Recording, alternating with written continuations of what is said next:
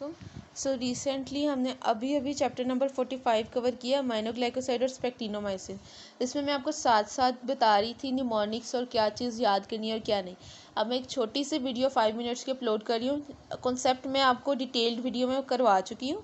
ये निमोनिक्स वाली वीडियो है, इसमें मैं आपको जो निमोनिक्स बताई है ना उसको इकट्ठा बता दूँगी, ताकि जो लोग कॉन्सेप्ट वाली नहीं देखना चाहते, जस्ट निमोनिक्स देखना चाह रहे हैं, वो इससे कवर कर लें।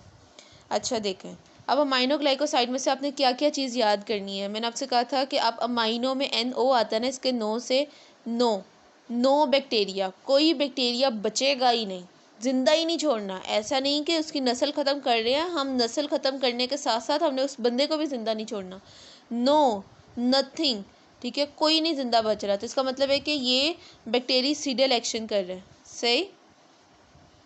दूसरी चीज़, ये कंसंट्रेशन डिपेंडेंट किलिंग करती है, ये चीज़ आपको याद होनी चाहिए। दूसरी NO से क्या पता चलता है, नॉट ओरल, ठीक है, यानी ये ओरली नहीं देते। तो इसके बाद क्या कि आपने इसको इंट्रामस्कुलर देना है, IM देना है या IV देना है आपने, ठीक है।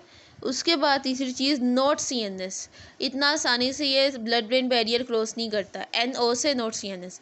NO से नेगेटिव ऑर्गेनिज्म, यानी ग्राम नेगेटिव ऑर्गेनिज्म के खिलाफ काम कर रहा होगा।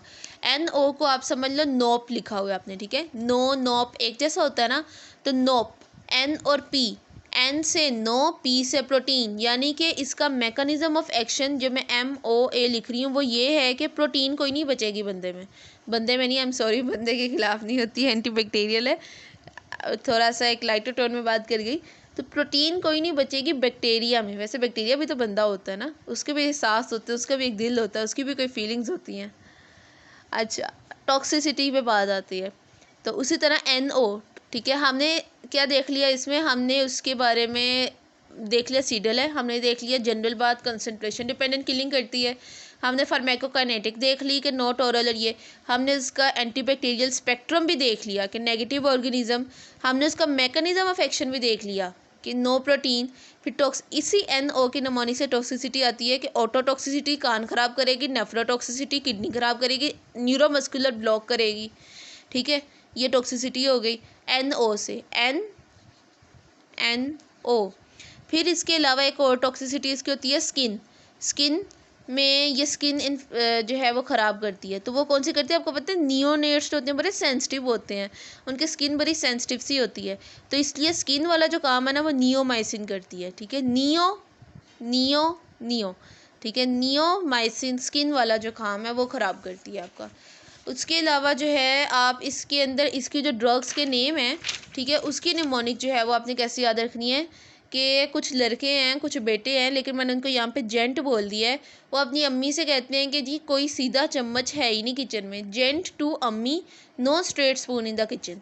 जेंट से आपने याद रखना है, इन सब के एंड पे ना माइसिन लगाते जाना है, ठीक है, जो मैंने वर्ड भरे लिखे हैं, जेंटामाइसिन, ठीक है। तो आपने इसको ये करना है कि जेंट्स टू अम्मी, no straight spoon in the kitchen. इसका कोई लॉजिक नहीं है, जस्ट एक निमोनिक है। लड़के अपनी अम्मी से कहते हैं कि जी कोई सीधा चम्मच नहीं है किचन में, सारे के सारे टेढ़े हैं, वैसे स्पून होता ही टेढ़ा है, मज़े की बात है। अब इन सब के एंड पे ना माइसिन लगाते जाना है, तो इसके जो ड्रग्स हैं ना आगे फर्दर उसकी क्लासेस में आ जाएंगी, ठीक है। जेंट से जेंटामाइसिन, TO टोब्रामाइसिन, अम्मी एमिकेसिन, NO नो नियोमाइसिन, N नेटिलमाइसिन, ठीक है, ST स्ट्रेप्टोमाइसिन, ठीक है, ST स्ट्रेप्टो, SP स्पेक्टिनोमाइसिन और K कानामाइसिन, ठीक है। तो ये आपका हो गया जेंट्स टू अम्मी, no straight spoon in the kitchen, toxicity, autotoxicity, nephrotoxicity.